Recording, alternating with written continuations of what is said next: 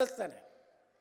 ಯಾಕಂದರೆ ಅಭಿನಂದನೆಯನ್ನು ಹೇಳಬೇಕಾಗಿದ್ದು ನನ್ನ ಧರ್ಮ,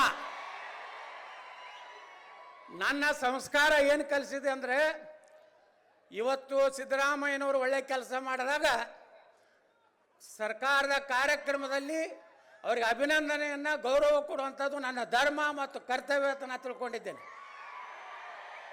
ಇದಕ್ಕಾಗಿ ಯಾರಿಗೂ ಅಂಜುವ ಅವಶ್ಯಕತೆ ನನಗಿಲ್ಲ. ಮತ್ತು ನಾನು ಸಿದ್ದರಾಮಯ್ಯನವರೇ ಏಜೆಂಟ್ ಅಲ್ಲ. ಕೆಲವೊಂದು ಮಂದಿ ಹೊಯ್ಕೋತಾರೆ ನನ್ನ ಮ್ಯಾಗ ಸಿದ್ದರಾಮಯ್ಯ ಏಜೆಂಟ್ ಅಂತ. ನಾ ಎಂದೂ ಅವ್ರ ಬಳಿ ಹೋಗಿಲ್ಲ ಮುಖ್ಯಮಂತ್ರಿಗಳಲ್ಲಿ. ಆದ್ರೆ ಅವ್ರು ಒಳ್ಳೇದು ಮಾಡಿದಾಗ ಅವಾಗ ಕೆರೆ ತುಂಬ ಕಾರ್ಯಕ್ರಮ ಮಾಡಿದ್ರು. ಬೇಗಂ ತಲಾಬ್ ಕೆರೆಯಲ್ಲಿ ತಾವು ಮುಖ್ಯಮಂತ್ರಿ ಇದ್ದಾಗ ನಾ MLC ಆಗಿದ್ದೆ. ಅವಾಗೂ ನಿಮ್ಗೆ ಅಭಿನಂದನೆಗಳನ್ನು ಧನ್ಯವಾದಗಳನ್ನು ನಾನು ಸಲ್ಲಿಸಿದ್ದೇನೆ.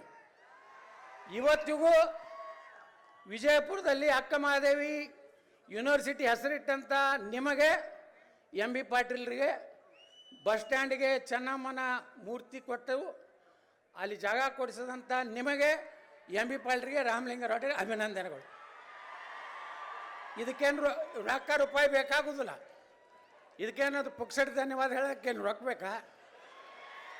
ಅದ್ರ ಜೊತೆಗೆ ಇವತ್ತು ವೀರರಾಣಿ ಕಿತ್ತೂರು ಚೆನ್ನಮ್ಮನವರ ಬಗ್ಗೆ, ಅವ್ರ ಇತಿಹಾಸದ ಬಗ್ಗೆ ನಮ್ಮ ಜಿಲ್ಲಾ ಉಸ್ತುವಾರಿ ಸಚಿವರು ಹೇಳಿದ್ದಾರೆ. ನಾ ಹೆಚ್ಚು ವಿವರಣೆಗೆ ಹೋಗುವುದಿಲ್ಲ. ಆದರೆ ಇನ್ನೊಂದು ವಿಚಾರವನ್ನು ನಿಮ್ಗೆ ಹೇಳಬೇಕು. ಇಲ್ಲಿ